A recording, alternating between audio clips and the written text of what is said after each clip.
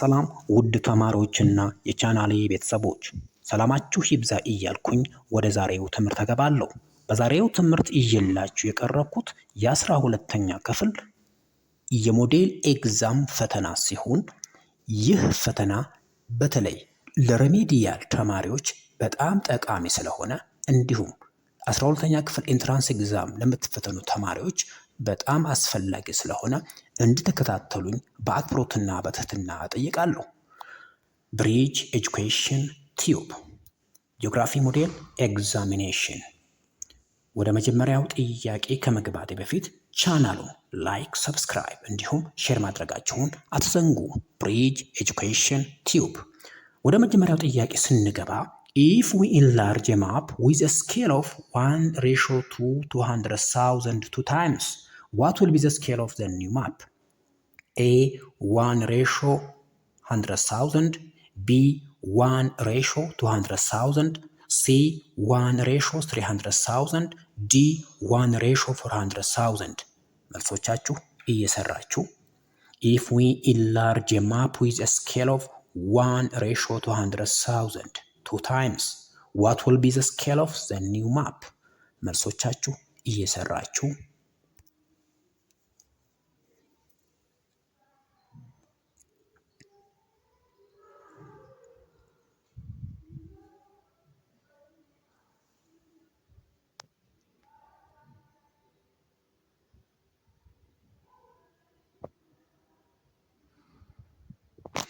ወደ መልስ እንገባ።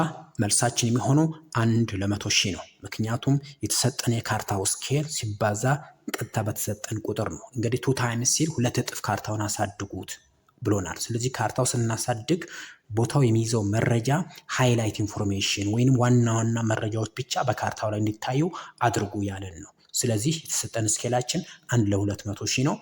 ኢንላርጅመንት እኩል ይሆናል ስኬል ሲባዛ በአማውንት ኦፍ ኢንላርጅመንት ይሆናል። ስለዚህ 1:200,000 ሲባዛ በሁለት አንደኛ እናደርገዋለን ማለት ነው።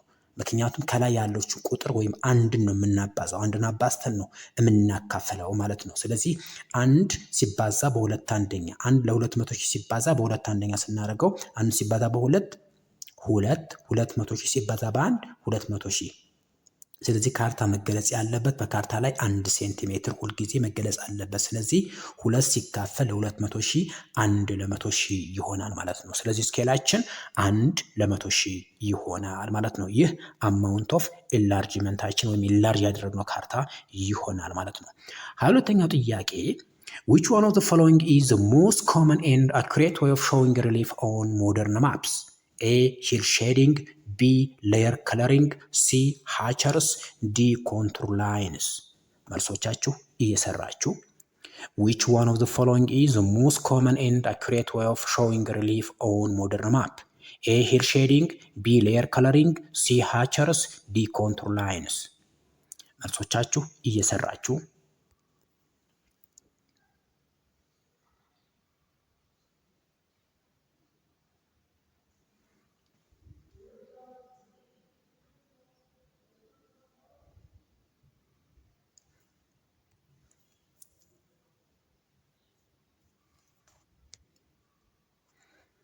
ወደ መልስ እንሄድ። መልሳችን ከመስራታችን በፊት ኮንቱር ላይን ምን ማለት ነው? እንግዲህ ፕሮፐርቲያቸው ነው። ኮንቱር ላይንስ አር a line that show the same elevation above the sea level። እንግዲህ ማንኛውም አይነት ወይም ተመሳሳይ ከፍታ ያላቸው ቦታዎች የምናሳይባቸው ሞደርን የሆኑ መስመሮች ወይም የሀሳብ መስመሮች ኮንቱር ላይን ወይንም አይሶ ሃይፕስ ተብለው ይጠራሉ። እንግዲህ እነዚህ ኮንቱር ላይኖች በእነዚህ 9 ካራክተሪስቲኮች ይገለጻሉ። የመጀመሪያው ሪፕሬዘንት ሪሊፍ የተለያዩ መልክዓ ምድሮችን ያሳያሉ። ኮንቱር ላይኖች ለምሳሌ በአንድ ቦታ ያለ ማውንቴን ተራራማ የሆነ ስፍራ ወይንም ሜዳማ የሆነ ስፍራ ሊያሳየን ይችላል። ድሮውን አት ፊክስድ ኢንተርቫል እንግዲህ በእያንዳንዱ ኮንቱር ላይን መካከል ያለው ኢንተርቫል ወይም የቁጥር ልዩነት እኩል ነው። ለምሳሌ 10 ኮንቱሮች ቢኖሩን በ10 ኮንቱሮች መካከል ያለው የቁጥር ልዩነት እኩል ይሆናል። ሶስተኛ ካንት መርጅ ዋን አናዘር ኤክሰፕት ክሊፍ ኤንድ ወተርፎልስ እንግዲህ ክሊፍ ወይም ረጅም ገደልና ፏፏቴ ያለባቸው ቦታዎች ላይ ብቻ ነው ኮንቱር ላይኖች እርስ በርሳቸው መርጅ የሚያደርጉት። ሌላ ጊዜ ኮንቱር ላይኖች መርጅ አያደርጉም። ኔቨር ፎርም ብራንችድ ኮንቱር ላይኖች እንደ ዛፍ ቅርንጫፍ የላቸው። ቅርንጫፍ አላቸው ማለት ቦታው ላይ ወይም ይሄ ቦታው ላይ የሚያሳየን ሪቨር ወንዞች ሊሆኑ ይችላሉ፣ ባውንደሪ ሊሆን ይችላል፣ ወይም መንገድ ኮንቱር ማፕ ላይ ካየን እነዚህ ነው የሚያሳየው ሮድ ባውንደሪ ኤንድ ብራንችስ። በተለይም እነዚህ ብራንቾቹ እንደ ዛፍ ቅርንጫፍ ያላቸው መንገድ ሊሆን ይችላል፣ ሮድ ሪቨር ሊሆን ይችላል፣ ወይንም ባውንደሪ ሊሆን። አምስተኛ ጆይንድ አት ዘ ሴም ኤሌቬሽን ተመሳሳይ ከፍታ ያላቸው ቦታዎችን የሚያገናኙ ናቸው። 6 ነምበርድ ቱዋርድ አልቲቱድ ኢንክሪዝ ከፍታው ወደ ሴንተር ነው የጨመረ መሄደው ማለት ነው። ኮንቱር ላይኖች ላይ ኢንዲኬት ዘ ኔቸር ኦፍ ዘ ስሎፕ የስሎፕ አይነት ጀንትል ስሎፕ ወይንም ስቲፕ ስሎፕ መሆኑን ያሳያል። 8 ፕሪንትድ ዊዝ ዲፍረንት ቲክነስ በተለያየ ውፍረት ይሳላሉ። እንግዲህ 3 አይነት ኮንቱር ላይኖች አሉ ቤዝድ ኦን ዜር ቲክነስ። እነዚህም ኢንተርሚዲየት፣ ኢንዴክስ ኮንቱር እና ሰፕሊመንተሪ ኮንቱር ይሆናሉ ማለት ነው። ኢንዴክስ ኮንቱር ማለት ከ0 እስከ 5ኛ ኮንቱር ያሉት ናቸው ማለት ነው። ኢንተርሚዲየት ሲባል በመሃል ላይ ያሉ የሚገኙ ኮንቱር ላይኖች ናቸው። ኤንድ ሰፕሊመንተሪ ደግሞ ተመሳሳይ ከፍታ ወይም በጣም ሃይ ኤሊቬሽናል ዲፈረንስ ያለባቸው ቦታዎች ላይ ሰፕሊመንተሪ ኮንቱሮችን እንጠቀማለን። 9ኛው ሾው ዲፈረንት ፎርም ኦፍ ላንድ ፎርም የተለያዩ አይነት መልክዓ ምድራዊ አቀማመጦችን ያሳያሉ ማለት ነው። ስለዚህ ወደ መልሳችን ስንሄድ which one of the following is the most common and accurate way of showing relief on the modern map? The answer is contour line ወይንም isohypus ይሆናል። 23ኛው ጥያቄ which component of soil accounts the highest percentage in the average soil composition? A. Organic matter, B. Inorganic matter, C. Air, D. Water. Which component of soil accounts the highest percentage in the average soil composition? A. Organic matter, B. Inorganic matter, C. Air, D. Water. እንግዲህ ከአንድ ሶይል ከሚይዛቸው ግብአቶች መካከል ማክሲመም ወይም ትልቁ ክፍል የትኛው ይወስዳል? ኢንኦርጋኒክ ማተር ነው፣ ኦርጋኒክ ማተር ነው፣ ኤየር ነው፣ ወተር ነው? መልሶቻችሁ የሰራችሁ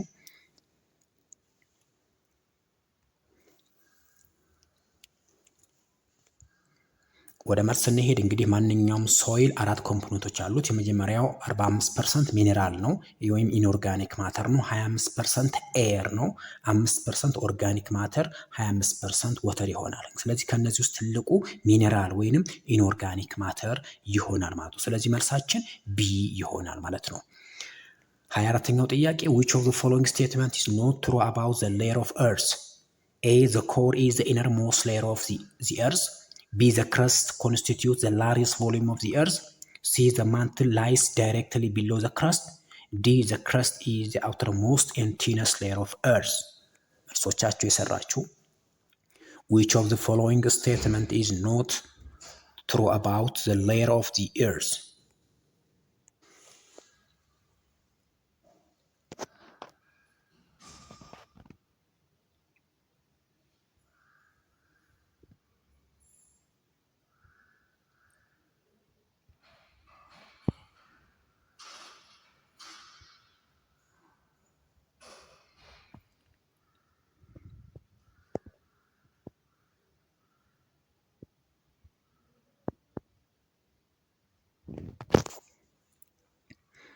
ወደ መልስ ስንሄድ ከመሄዳችን በፊት አንዳንድ ማብራሪያዎችን እንግዲህ መሬት ክረስት ማንተልና ኮር ብለን የምንጠራው ሌየር አለ። ክረስት ማለት ልክ እንደ እንቁላል ቅርፊት ነው። የተቀቀለ እንቁላል ኤግዛክትሊ መሬትን ሼፕ ሊያሳይ ይችላል። ከዚህ ውስጥ የእንቁላሉን ቅርፊት ክረስት ብለን እንጠራዋለን። ሶ ቶፕ ሌየር ሶሊድ ሲልኬት ሮክስ ላይክ ባዛልት ኤንድ ግራናይት የሚገኙበት ቀጭኑ ክፍል ክረስት ተብሎ ይጠራል። ሁለተኛው ሌየራችን ደግሞ ማንትል ብለን የምንጠራው ነው። እንግዲህ ማንትል ማለት የእንቁላሉ ሁለተኛው ወይም ነጩ ክፍል ነው ማለት ነው። ይሄ ነጩ ክፍል ማንትል ብለን እንጠራዋለን። ሶ the earth have the two mantle layers. these are inner and outer mantle ይሆናል ማለት ነው። ስለዚህ መልሳችን የሚሆነው በተለይም ይሄ ሶሊድ ኢነር ኮር እና ሊኩዊድ አውተር ኮር ብለን የምንጠራው ሶስተኛው ሌየር ነው። ነገር ሁለተኛው ሌየራችን ግን ማንትል ነው ወይም ይሄ የእንቁላል ነጩ ክፍል የሚመስለው ማለት ነው። ሶስተኛ ኮር ብለን የምንጠራው ነው። እንግዲህ ኮር ደግሞ የእንቁላሉን አስኳል ብለን መውሰድ እንችላለን። the center of the earth similar with the center of the egg the yolk of egg ይሆናል ማለት ነው። ስለዚህ የመሬት ኢነሩ ኮር ይሆናል ማለት ነው። የአብዛኛው ማግኔቲክ ፊልዶች መነሻ ነጥብ ነው ማለት ነው። እንግዲህ ኮር ሁለት ሌየሮች ይኖሩታል፣ ኢነር ኮር እና አውተር ኮር ይሆናል ማለት ነው። እንዳጠቃላይ ያለንን እያንዳንዱ ክረስት ዲፋይን ስናደርገው ክረስት ሁለት ሌየሮች አሉት፣ ኦሽኒክ እና ኮንቲነንታል ክረስት ወይም ሊቶስፌር ብለን እንጠራው ነው። ኦሽኒክ ክረስት የተሰራው ከሲሊከንና ከማግኔዥየም ነው ወይም ዳርክ ዴንስ ባዛልት ነው። ይህ ኦሽኒክ ክረስት ከ4 እስከ 7 ኪሎ ሜትር ዴፕዝ ይኖረዋል ማለት ነው። ኮንቲነንታል ክረስት ደግሞ የተሰራው ከሲሊከንና ከአሉሚኒየም ነው ወይም ላይት ከለርድ ሌስ ዴንስ ባዛልት ይሆናል። ይህም ከ20 እስከ 40 ኪሎ ሜትር ዴፕዝ ይኖረዋል። በተለይ ተራራማ ያለባቸው ቦታዎች ወይም ተራራማ የሆኑ ቦታዎች ላይ የክረስቱ ክፍል እስከ 70 ኪሎ ሜትር ይደርሳል ማለት ነው። አጠቃላይ ቮሊዩሙ 0.01% ነው። በጣም ትንሹ ወይም the thinnest layer of earth is called crust ይሆናል ማለት ነው። ጠቅላላ ቴምፕሬቸሩ አቬሬጁ 1200 ዲግሪ ሴንቲግሬድ ይሆናል። ሁለተኛው ማንትል ነው። ማንትል have outer and inner mantles። እንግዲህ ይህ ማንትል የተሰራው ከሲሊከን ከሚባል ኤሌመንት ነው። አጠቃላይ ዴፕዙ 2900 ኪሎ ሜትር ይሆናል ማለት ነው። ይሄ የማንትል ክፍል አጠቃላይ ቮሊዩሙ ስለዚህ አጠቃላይ ቮሊዩሙ ከ82 እስከ 84% ይዛል። ጠቅላላ ቴምፕሬቸሩ 5 ዲግሪ ሴንቲግሬድ ይሆናል። ማንትል ኮር አውተር እና ኢነር ኮር ሲኖረው የላይኛው አውተር ኮር የተሰራው ሲሊከን ወይንም በጣም ዊክ ሌየር ወይም ማግማ ብለን ወይም የቀለጠ አለት ብለን የምንጠራው ነው። ኢነር ኮር በጣም ሶሊድ የሆነ ነው። የተሰራውም ከኒኬል እና ከአይረን ወይም ናይፍ ከብለን ከምንጠራው ኤሌመንት ይሆናል። ኤንአይ ኒኬል ኤፍኢ አይረን ይሆናል ማለት ነው። ጠቅላላ ዴፕዙ 6371 ኪሎ ሜትር ይሆናል።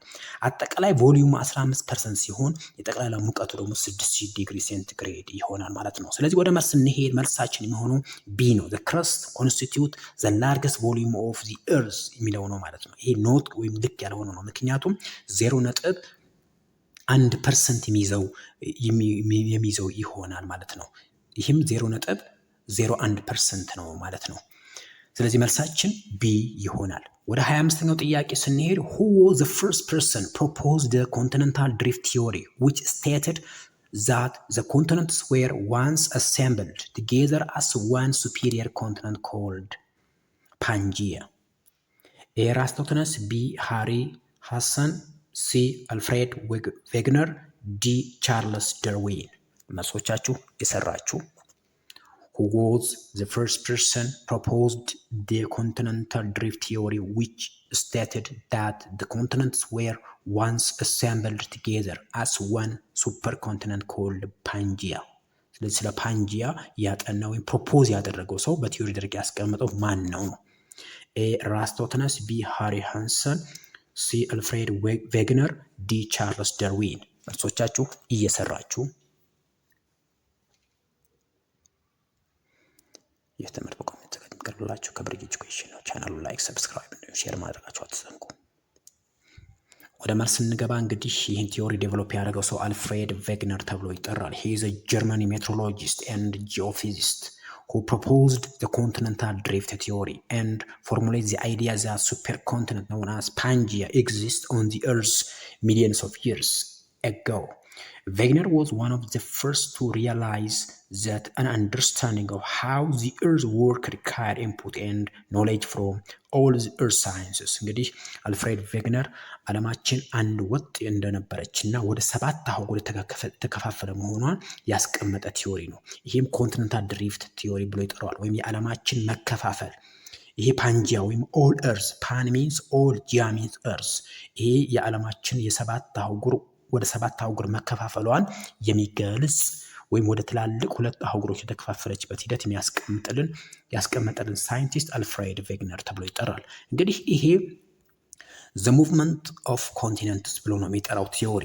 the theory formulated by German meteorologist called Alfred Wegener in 1950s. the theory is focused on separation of supercontinents called Pangea. እንግዲህ የዓለማችን ፓንጂያ ይሄ ኦል እርዝ ወደ 7 አህጉር የተከፋፈለበት ሂደት ነው ቲዮሪው የሚያስቀምጥልን።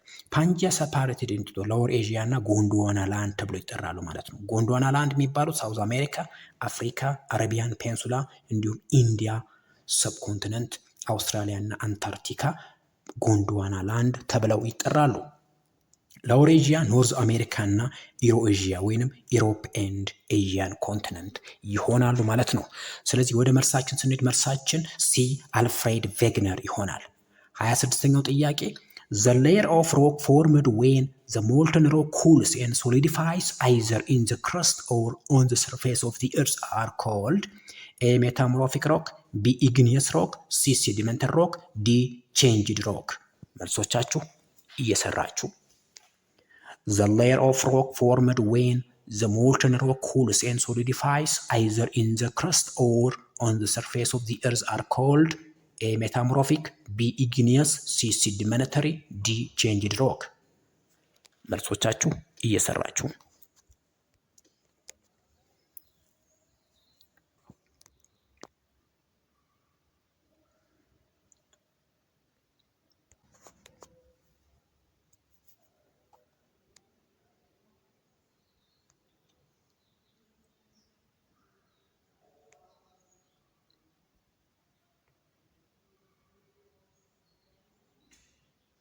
ወደ መልስ እንሄድ።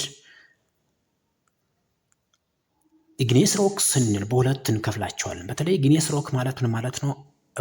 ኢግኔስ ሮክስ አር ዘ ፕሮዳክት ኦፍ ኩሊንግ ኤንድ ሶሊዲፊኬሽን ኢፌክት ኦፍ ማግማ። እንግዲህ ይሄ ቅለጠው አለት ወይም ይሄ ቅልጥ አለት ከረጋ በኋላ የሚፈጠር አለት ኢግኔስ ሮክ ይባላል።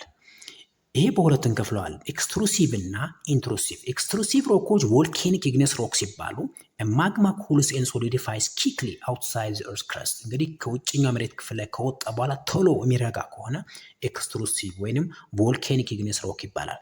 ኢት ሃዝ ፋይን ግሬንድ ቴክስቸር ኦር ስሞል ክሪስታልስ። እንግዲህ አለቶቹ ከፈነዱ በኋላ ሲረጉ እላያቸው ላይ የምናገኘው ነጠብጣባማ የሆነ ወይም ትናንሽ ጉድጓድ የሆነ ነገር ወይም ትናንሽ ቀዳዳ አይነት ነገሮች እናይበታለን ማለት ነው። ኤክስትሩሲቭ ላይ ምሳሌ ባዛልት እና ኦቤዚዲያን መውሰድ እንችላለን። ኢንትሩሲቭ ወይም ፕሉቶኒክ ሮኮች ደግሞ ማግማ ኩልስ ስሎውሊ ኢንሳይድ ዘ ክረስት። እንግዲህ ቀስ ያለ የሚረጋ ከሆነ ኢንትሩሲቭ ወይም ፕሉቶኒክ ሮክ ይባላል። ኢት ፎርምስ ኤ ኮርስ ኦር ኤ ላርጅ ግሬንድ ክሪስታልስ። በጣም ረጃጅም የሆነ ትላልቅ የሆነ ቀዳዳ ይፈጥራል ማለት ነው። ምክንያቱም አለቱ ቀስ ያለ የረጋ ስለሚሄድ ማለት ነው። ስለዚህ ወደ መልሳችን ስንሄድ the layer of rock formed when the molten rocks cool and solidifies either in the crust or on the surface of the earth are called igneous rock ይሆናል። 27ኛው ጥያቄ which type of erosion occurred when the smooth surface of the slope developed a small depression in which water concentrates and later overflows to create many shallow channel? A. gully erosion, B. sheet erosion, C. stream erosion, D. rill erosion. Which type of erosion, soil erosion, occurred when the smooth surface of the slope developed a small depression in which water concentrates and later overflows to create many shallow channels? A. gully erosion, B. sheet erosion, C. stream erosion, D. rill erosion. መልሶቻችሁ እየሰራችሁ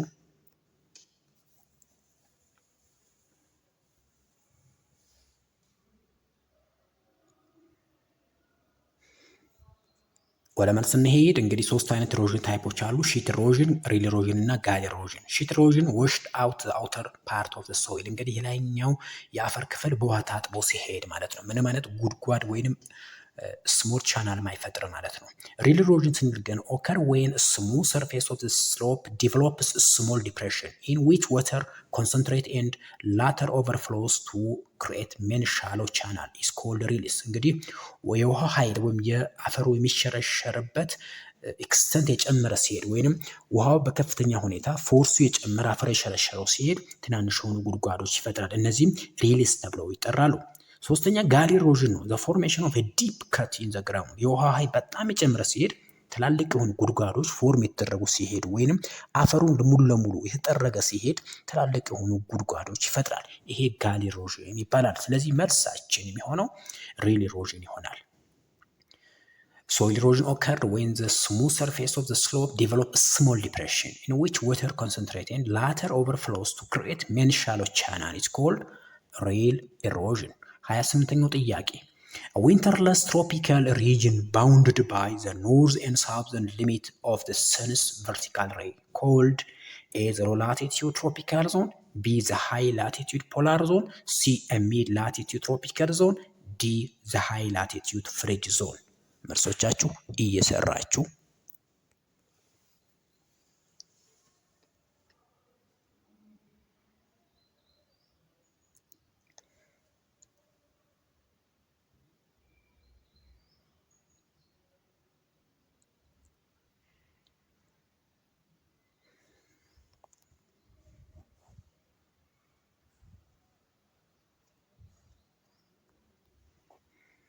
ወደ መልስ ስንገባ እንግዲህ በዋናነት የመሬት ክፍል በሶስት አበይት ክፍሎች እንከፍለዋለን። እነዚህም ትሮፒካል፣ ቴምፕሬት እና ፖላር ዞን ይሆናል። ይህ የከፋፈልንበት ዋነኛ ክራይቴሪያ ቴምፕሬቸር እና ሰንሻይን ፔሪድ ይሆናል ማለት ነው። ይሄ በተለይም ኤንሸንት ግሪስ ክላይሜት ክላሲፊኬሽን ብለን የምንጠራው ነው ማለት ነው። ትሮፒካል ዞን፣ ቴምፕሬት እና ፖላር ዞን።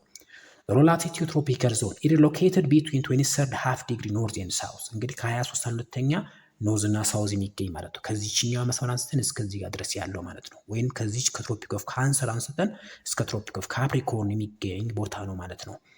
ይሄ ቦታ ዊንተርለስ ዞን ኤንድ ዋርም ይር ራውንድ። ዊንተርለስ ማለት ቅዝቃዜያማ ያልሆነ ወይም ሞቃት የሆነ ማለት ነው አመቱ ሙሉ። ዘ ሌንግዝ ኦፍ ዴይ ኤንድ ናይት አር ኢኳል። እንግዲህ እዚህ ቦታ የሚደርሰው የፀሐይ ብርሃን ዳይሬክት ወይም 90 ዲግሪ ነው። በዚህ ምክንያት የቀንና የምሽቱ ሌንግዝ ወይም ርዝማኔ እኩል ይሆናል ማለት ነው። ስለዚህ ይሄ ቦታ ዊንተርለስ ዞን እና ዋርም የሆነ ነው አመቱ ሙሉ ማለት ነው። የሚገኘው በትሮፒክ ኦፍ ካንሰር እና በትሮፒክ ኦፍ ካፕሪኮርን መካከል ነው፣ ወይንም ትሮፒካል ዞን ተብሎ ይጠራል ማለት ነው። ስለዚህ መልሳችን የሚሆነው ዘ ሎ ላቲቲዩድ ትሮፒካል ዞን ተብሎ ይጠራል። እንግዲህ ይህ ቦታ ትሮፒካል ዞን፣ ሎ ላቲቲዩድ ወይንም ኤሪያስ ኦፍ ሃይ አንግል ኦፍ ሰን ብለን እንጠራዋለን ማለት ነው። ወደ ቀጣይ ጥያቄ ስንገባ among the following one is the most dominant of all natural agent of erosion in Ethiopia. Among the following one is the most dominant of all natural agent of erosion in Ethiopia. A. Wind, B. Glaciers, C. Running water, D. Sea waves. መልሶቻችሁ እየሰራችሁ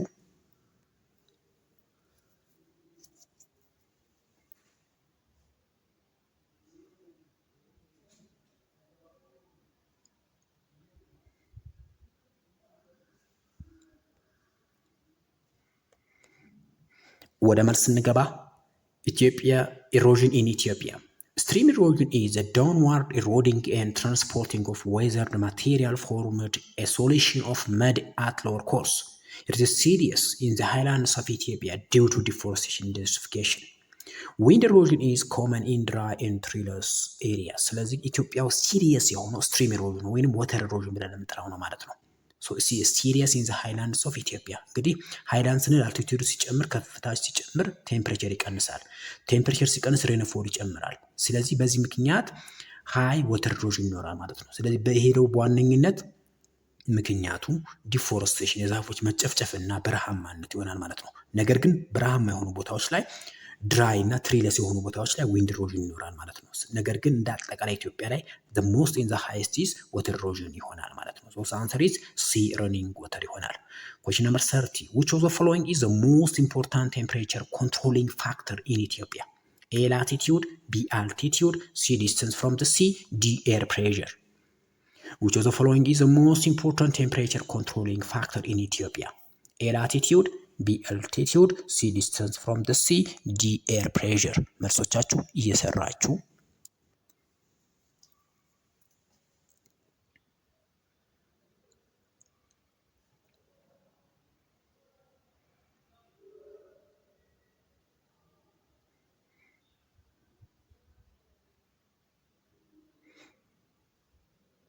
ወደ መልስ ስንገባ እንግዲህ መልሳችን የሚሆነው ቢ ነው። ምክንያቱም ኢትዮጵያ እንደውም ዘ ሩፍ ኦፍ ኖርዝ ኢስት አፍሪካ ነው የሚለዋት። ምክንያቱም አብዛኛው መልክዓ ምድሮቿ ተራራማ ናቸው። ከፍታቸው ከ1000 ሜትር በላይ ነው።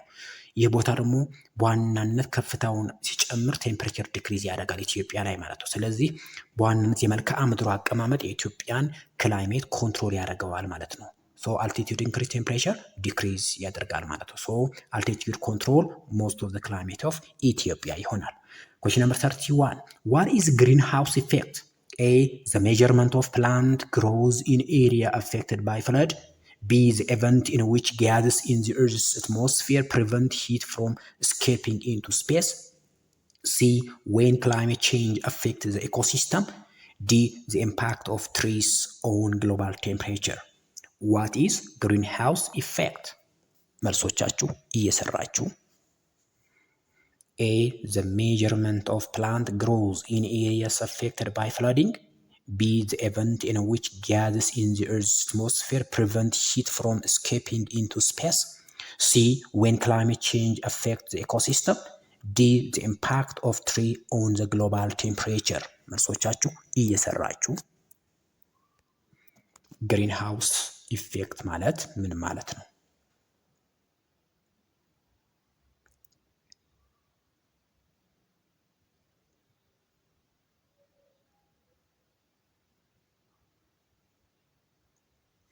ወደ መልስ እንሄድ። መልሳችን የሚሆነው ቢ ነው። the event in which gases in the earth's atmosphere prevent heat from escaping into space። እንግዲህ ክላይሜት ቼንጅ አንደኛው መገለጫው ግሪን ሃውስ ኢፌክት ነው ያለው። ያ ማለት ምድራችን ላይ የሚገኙ ጋዞች በተለይ ካርቦን ዳይኦክሳይድ፣ ሰልፈር ዳይኦክሳይድ፣ ናይትረስ ኦክሳይድ፣ ሚቴን እንዲሁም የተለያዩ አይነት ጋዞች አንድ ላይ ሆኖ ከአትሞስፌር የሚመጣውን ቴምፕሬቸር ትራፕ በማድረግ መሬት ላይ ሙቀት እንዲጨምር ያደርጋሉ ማለት ነው። እነዚህ ግሪን ሃውስ ኢፌክት ተብለው ይጠራሉ። 32 in which season most of Ethiopia comes under the influence of northeast trade wind? A winter, B summer, C autumn, D spring። መልሶቻችሁ እየሰራችሁ in which seasons most of Ethiopia comes under the influence of northeast trade wind?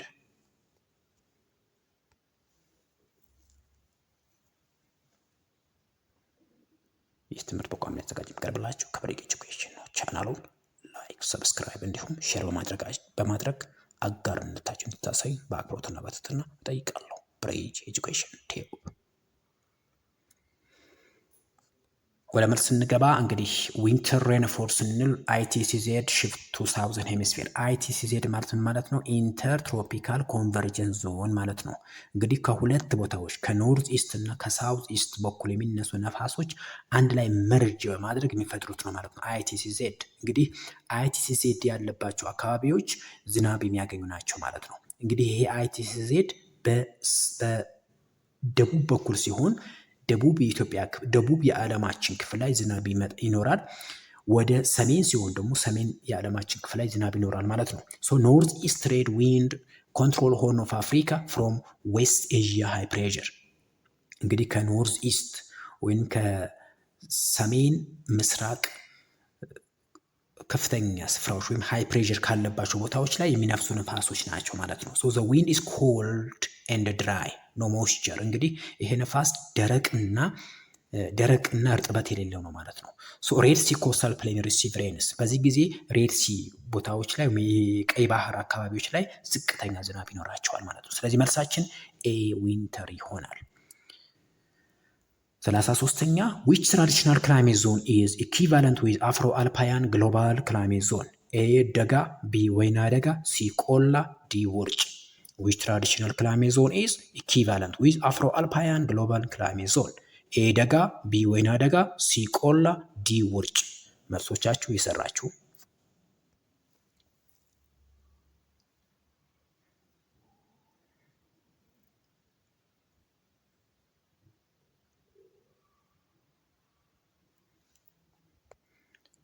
ወደ መልስ እንሄድ። እንግዲህ በዋናነት የኢትዮጵያ አግሮ ክላይማቲክ ዞኖች እነዚህ 5 ናቸው። ውርጭ ማለት አልፓያን ነው። ደጋ ስንል ቴምፕሬት ነው። ወይና ደጋ ሰብትሮፒካል፣ ቆላ ትሮፒካል፣ በረሃ ዴዘርት ይሆናል ማለት ነው። እንግዲህ ውርጭ ከፍታው ከ3000 ሜትር በላይ የሆነና የሙቀት መጠኑ ከ10 ዲግሪ ሴንቲግሬድ በታች ነው። ደጋ ወይም ቴምፕሬት ከፍታው ከ2300 እስከ 3300 ነው። የሙቀት መጠኑ ከ10 እስከ 15 ዲግሪ ሴልሺየስ ነው። ወይና ደጋ ሰብትሮፒካል ሲባል ከ1500 እስከ 2300 ከፍታ ሲኖረው ከ15 እስከ 20 ዲግሪ ሴልሺየስ ቴምፕሬቸር ይኖረዋል። ቆላ ትሮፒካል ወይም ሞቃት የሆነ ነው። ከ500 እስከ 1500 ነው። ቴምፕሬቸሩ ከ20 እስከ 30 ዲግሪ ሴንቲግሬድ ይሆናል። በረሃ ዴዘርት ሲባል ከ500 ሜትር ከፍታ ሲኖረው የሙቀት መጠኑ ከ30 ዲግሪ ሴንቲግሬድ በላይ ይሆናል ማለት ነው። ስለዚህ በዚህ መሰረት ጥያቄያችን ዲ ውርጭ ይሆናል። ውርጭ ኢኳል ቱ አፍሮ አልፓያን ይሆናል ማለት ነው። እንግዲህ ውርጭ አፍሮ አልፓያን፣ ደጋ ቴምፕሬት፣ ወይና ደጋ ሰብትሮፒካል፣ ቆላ ትሮፒካል፣ በረሃ ዴዘርት ይሆናል ማለት ነው። ወደ ቀጣይ ጥያቄ ስንገባ ፕላንቲንግ ትሪስ ቱ ሪፕሌስ ትሪስ ዲስትሮይድ by deforestation refers to A. agroforestry, B. afforestation, C. reforestation, D. terracing. Planting trees to replace trees destroyed by deforestation refers to A. afforestation, A. agroforestry, B. afforestation, C. reforestation, D. terracing. መልሶቻችሁ እየሰራችሁ በጣም ቀላል ጥያቄ ነው። ወደ መልስ ስንሄድ መልሳችን የሚሆነው ሪፎረስቴሽን ይሆናል። ፕላንቲንግ ትሪስ ቱ ሪፕሌስ ትሪስ ዲስትሮይድ ባይ ዲፎረስቴሽን ኢዝ ኮልድ ሪፎረስቴሽን። 35ኛው ጥያቄ all of the following are drought mitigation and adaptation mechanism in Ethiopia except A. installing water pumps and building simple irrigation channels. B. planned land use to increase agricultural productivity. C. encouraging farmers in the drier areas to plant crops that have high water dependency. D. recycling wastewater for reuse after treatment and purification. መልሶቻችሁ እየሰራችሁ all of the following are drought mitigation and adaptation mechanism in Ethiopia except A. installing water pumps and building simple irrigation channels. B. planned land use to increase agricultural productivity. C. encouraging farmers in the drier areas to plant crops that have high water dependency. D. recycling wastewater for reuse after treatment and purification. መልሶቻችሁ እየሰራችሁ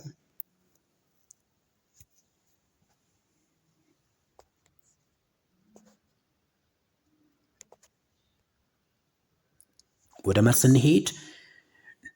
ሚቲጌሽን ብለን የምንጠራቸው ሚቲጌሽን ሲባል እንግዲህ ድርቅን ለመከላከል የምንጠቀማቸው መንገዶች ማለት ነው።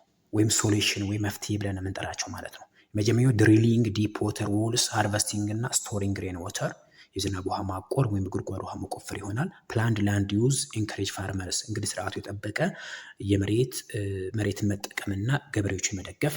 ሪሳይክሊንግ ዌስት ዋተር ኤንድ ቢልዲንግ ሪዘርቨሪስ የቆሻሻ ውሃን ሪሳይክል ማድረግና ግድቦች መገንባት። ኢንስቲትዩቲንግ አውትዶር ዋተር ሪስትሪክሽን ዩዝ ስፕሪንክለር ኤንድ ፎረስቴሽን እንግዲህ ችግኞች መትከልና መስኖዎችን መጠቀም። ዋይዝ ዩዝ ኦፍ ፎረስቶችን በአግባቡ መጠቀም ይሆናሉ። በተለይ እነዚህ ፕላንቲንግ ድሮት ቶለሬቲንግ ፕላንትስ ወይንም ይሄ ውሃን ሬዚስት የሚያደርጉ ውሃን ኮንሰርቭ የሚያደርጉ ፕላንቶችን መትከል እንደ መፍትሄ ሊሆን ይችላል ማለት ነው ከቅድሞቹ በተጨማሪ። ስለዚህ ወደ መልሳችን ስንሄድ ኢንካሬጂንግ ፋርመርስ ኢን ዘ ድራየር ኤሪያስ ቱ ፕላንት ክሮፕ ዛት ሃቭ ሃይ ዋተር ዲፔንደንሲ ያ ማለት ከፍተኛ ውሃ የሚፈልጉ ክሮፖችን መትከል የሚል ነው። ስለዚህ ይሄ ሮንግ የሆነ መልስ ነው ማለት ነው። ስለዚህ ኢንካሬጂንግ ፋርመርስ ኢን ዘ ድራየር ኤሪያ ይሄ ልክ ቢሆነ ቱ ፕላንት ክሮፕ ዛት ሃቭ ሃይ ዋተር ስለሚል ነው ማለት ነው። ስለዚህ መልሳችን ሲ ይሆናል። ሲ ልክ ያልሆነ መልስ ነው ማለት ነው። ልክ የሚሆነው መቼ ነበረ? ሃብ ሎ ወተር ዲፔንደንሲ ቢል ልክ ነበረ። ሃይ ወተር ዲፔንደንስ ስላለ ልክ አይደለም። ስለዚህ መልሳችን ሲ ነው። 36ኛው ጥያቄ which one of the following statement about population is not correct? A. the lower the growth rate, the shorter in the doubling time. B. the higher the growth rate, the shorter in the doubling time. C. developing country like Ethiopia has shorter doubling time. D. Africa has the fastest population growth rate in the world. መልሶቻችሁ የሰራችሁ which one of the following statement about population is not correct?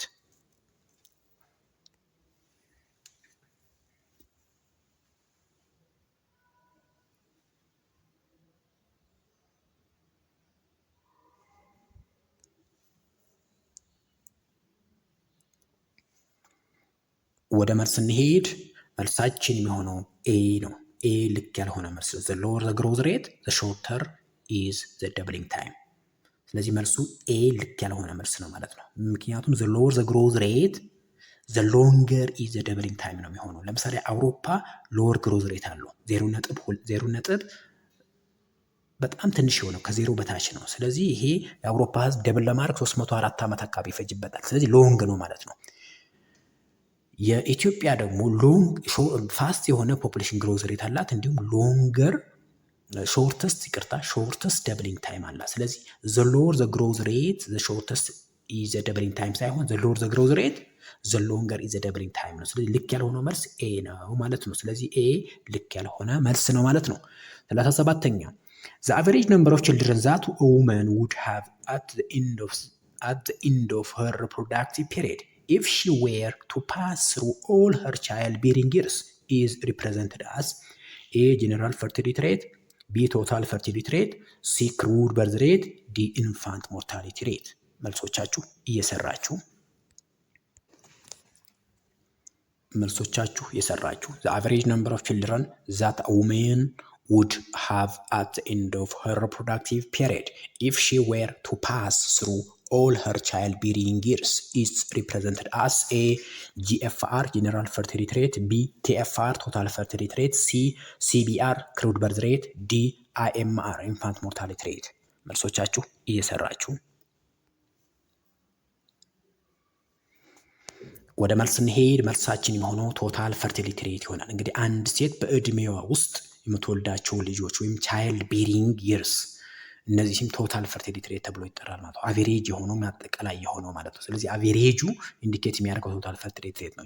ጀነራል ፈርቲሊቲ ሬት ከሆነ women population the age of 50 up to 49 ማለት ነበረበት። crude birth rate total number of births per thousand population ነው። infant mortality rate number of days below the age of 1 year per 1000 births ነው። ስለዚህ መልሳችን B total fertility rate ይሆናል። 38ኛው ጥያቄ which one of the following is not among the factor for high number of children per thousand per household in developing countries like Ethiopia? Which one of the following is not among the factor for high number of children per household in developing countries like Ethiopia? A. The desire to have children for one sex over the other. B. The teaching of some religion oppose the use of contraceptive method. C. Some family needs their children for socio-economic contribution. D. People have less time for performing child care tasks.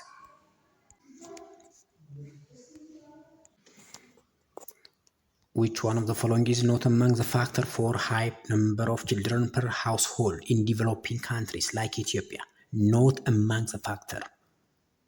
Which one is the answer?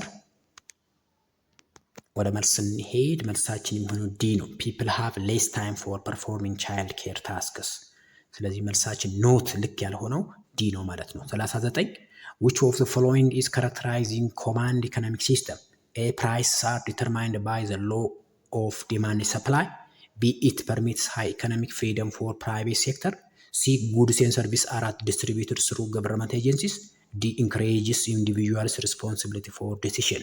መልሶቻችሁ የሰራችሁ which one of the following is characterizing command economic system? A. Prices are determined by the law of demand and supply. B. It permits high economic freedom for the private sector. C. Goods and services are distributed through government agencies. D. Encourages individual responsibility for decision. ስለ ኮማንድ ኢኮኖሚክ ሲስተም ልክ የሆነው የትኛው ነው? ወደ መልስ እንሄድ። እንግዲህ ኮማንድ ኢኮኖሚክ ሲስተም አንደኛ ፋዲንግ ያለ የሆነ ኢኮኖሚክ ሲስተም በዓለማችን ላይ የጠፋ ያለ ወይም የሚገኝ ኢኮኖሚክ ሲስተም ነው። ገቨርንመንት ዲሳይድ ፕሮዳክሽን ኤንድ ኮንሰምፕሽንስ እንግዲህ መንግስት የአንድን ምርትና ፍጆታን ይወስናል ማለት ነው። the economic questions are answered by planners እንግዲህ ኢኮኖሚ ፕላነሮች ወይም መንግስት የኢኮኖሚክ ኩዌሽኖች በተለይም ይሄ what to produce, how to produce እና when to produce የሚሉ ጥያቄዎችን የሚመልሰው መንግስት ነው ማለት ነው። አንድ ምርት ምን ላምርት፣ መቼ ላምርትና እንዴት ላምርት የሚሉ ጥያቄዎች መንግስት ነው የሚመልሰው ማለት ነው። ሞኖፖላይዜሽን አብዛኛው ሴክተሮች በመንግስት ስር የሚገኙ ናቸው። ኮማንድ ማርኬት ሲስተም ላይ ማስተር ፕላን ፎር ሰፕላይ ኤንድ ፕራይስስ እንግዲህ ሰፕላይ አቅርቦትና ዋጋ መንግስት ነው የሚተምነው ማለት ነው። ይሄን ያላቀርቡ ይሄን ያሽጡ ብሎ መንግስት የሚያወጣው ነው ማለት ነው። ገቨርንመንት ዴቨሎፕ ኤንድ ኢንፎርስ ፕላንስ እንግዲህ መንግስት እቅዶች ያወጣል፣ እቅዶቹም በኃይል በጉልበት ተግባራዊ ያደርጋል ማለት ነው። ኮማንድ ኢኮኖሚ ሲስተም ላይ ጉድስ ኤንድ ሰርቪስ አር ዲስትሪቢዩትድ ቱ ገቨርንመንት ኤጀንሲስ እንግዲህ የተለያዩ ምርቶችና አገልግሎቶች በመንግስት ተቋማት ነው የሚሰራጩት ማለት ነው። ኮማንድ ማርኬት ሲስተም ላይ ማለት ነው። ለምሳሌ ኮሪያ፣ ቻይና እና ኩባ ለዚህ አንድ ማሳያ ይሆናሉ ማለት ነው። ወደ መልስ እንሄድ። መልሳችን የሚሆነው ሲ ጉድስ ኤንድ ሰርቪስ አር ዲስትሪቢዩትድ ስሩ ገቨርንመንት ኤጀንሲስ የሚለው ነው ማለት ይሄኛው ጉድስ ኤንድ ሰርቪስ አር ዲስትሪቢዩትድ ስሩ ገቨርንመንት ኤጀንሲስ የሚለው አማራጭ ይሆናል ማለት ነው። 40ኛው ጥያቄ አኮርዲንግ ቱ ወርልድ ኮሚሽን ኦፍ ገቨርንመንት ኤንድ ዲቨሎፕመንት ሰስተናብል ዴቨሎፕመንት ሪፈርስ ቱ ኤ development which satisfies both the needs of today's regardless of the needs of future generation. B. Development satisfies both the needs of today's and the future with depleting the environment. C. Destroy the environment in the pursuit of short-term economic goals. D. Meets the needs of the present without compromising ability of future generation to meet their needs. መልሶቻችሁ የሰራችሁ ሰስተናብል ዴቨሎፕመንት የሚገልጸው የትኛው ነው? ለመልስ እንሂድ። ሰስተናብል ዴቨሎፕመንት ሰስተናቢሊቲ ኢምፕላይስ ፊውቸር ግሮዝ ኤንድ ኦቨርኦል ኳሊቲ ኦፍ ላይፍ። ሰስተናቢሊቲ የሚያመለክተው ሁሉም አቀፍ እድገት ወይንም ሁሉም አቀፍ ለውጥን ነው። ቱ ዲስትሮይ ኢንቫይሮንመንት ኢን ዘ ፕሮሰስ ኦፍ ሾርት ተርም ኢኮኖሚክ ጎል ዲስትራክቲንግ ፊውቸር ጄኔሬሽን። እንግዲህ አጭር ጊዜን መሰረት ያደረገ እድገት በአጠቃላይ ወደፊት የሚመጣውን ጄኔሬሽን ዲስትራክት ያደርጋል ወይም ያጠፋል ማለት ነው። ምን ማለት ነው? በአንድ ቦታ ላይ ያለ ኢኮኖሚያዊ ለውጥ ለማምጣት ተብሎ የተፈጥሮ ሀብቶችን በማጥፋት የሚገኝ ኢኮኖሚያዊ ዴቨሎፕመንት ቀጣይ የሚመጣውን ጄኔሬሽን አፌክት ያደርጋል ማለት ነው። Sustainability is a current paradigm of thinking about a future in terms of environmental, societal and economic consideration. እንግዲህ ሰስተናቢሊቲ ስንል ቀጣይነት ያለው እድገት ስንል ከረንት ወይም አሁን የሆነ ያለ ሂደት ሲሆን ይህንንም አዲስ የሆነ አስተሳሰብ ነው። በተለይም ኢንቫይሮንመንታል አካባቢያዊ፣ ማህበራዊና ኢኮኖሚያዊ እድገትን መሰረት ያደረገ ነው ማለት ነው ሰስተናቢሊቲ። ስለዚህ ሰስተናቢሊቲ ስንል ቀጣይነት ያለው እድገት ማለት ነው። ስለዚህ በዚህ መሰረት መልሳችን የሚሆነው ዲ meets the needs of the present without compromising ability of future generation to meet their needs የሚለው ይሆናል ማለት ነው። ስለዚህ እንዳጠቃላይ በአንድ ሀገር ውስጥ ያለው እድገት ለማምጣት ወይም ቀጣይነት ያለው እድገት ለማምጣት ወደፊት ታሳቢ ያደረገ ወይም ወደፊት የሚመጡ ጄኔሬሽኖችን መሰረት ያደረገ እድገት ነው ማለት ነው። ይሄ ሰስተናቢሊቲ ብለን እንጠራዋለን ማለት ነው። ውድ ተማሪዎች የዛሬ የጥያቄና የመልስ ክፍለ ጊዜ ይህን ይመስል ነበረ። ስለተከታተላችሁኝ አመሰግናለሁ። ቀጣይ ያለውን የጥያቄዎችን ማጠቃለያ እንድትከታተሉ በአክብሮትና በትህትና እጠይቃለሁ። ባይ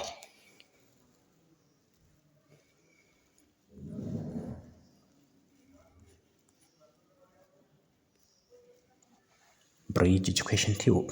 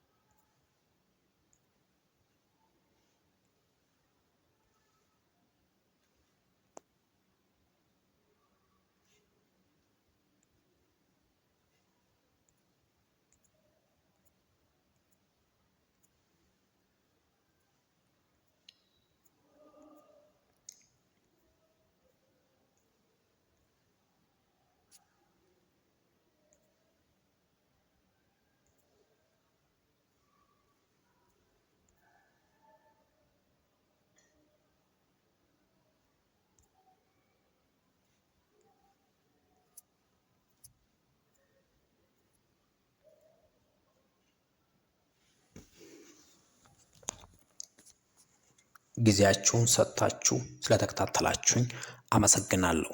ብሪጅ ኤጁኬሽን ቲዩብ ባይ